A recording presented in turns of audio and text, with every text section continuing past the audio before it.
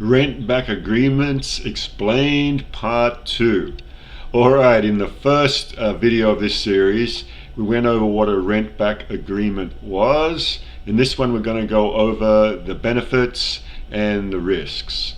Okay, so first of all, good news is rent back agreements generally have a lot more benefits, upsides and downside. Okay, so firstly to the seller. The rent back agreement has many benefits depending on the terms and situation.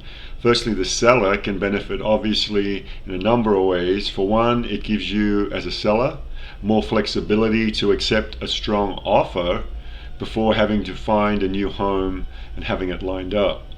It can also give you more time to find your dream home as opposed to simply settling for a property out of necessity. You sold your home, now you need to get into another place really quick.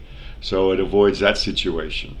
And also it can be helpful for a seller if they have kids in school and would like their kids to finish out the school year before moving to a new school district.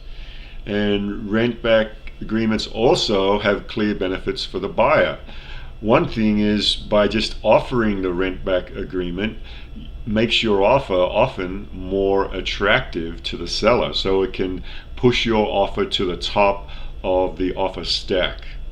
And that's really good in today's market where it is more of a seller's market than a buyer's market. Also, a rent back agreement has another benefit for the buyer, as it can supply a little bit of supplemental income that can help offset a small bit of the cost of the new home.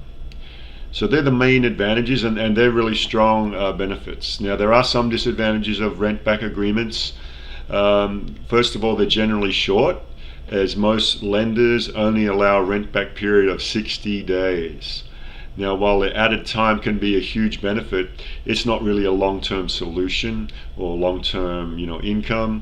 During the rent back period also, sellers will need to abide by the lease terms set forth by the buyer. And the buyer will also need to assume the responsibility of the landlord.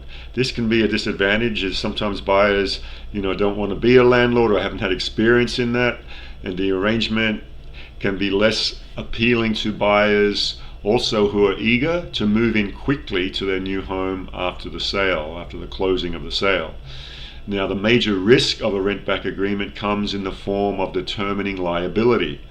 Determining who has liability for any damages, for example, that occur to the home or unforeseen circumstances is often a part of the negotiation. Usually the buyer's homeowner's policy should cover the rent back period.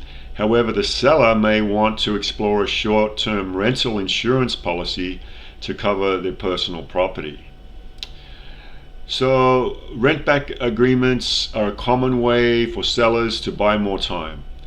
And as I mentioned, it's also good for the buyers in terms of negotiating and some short-term income. But the true benefits will ultimately depend on the unique situation. Not all buyers will offer a rent back agreement, and sellers often have the leverage to ask for them in a hot market like we have for today.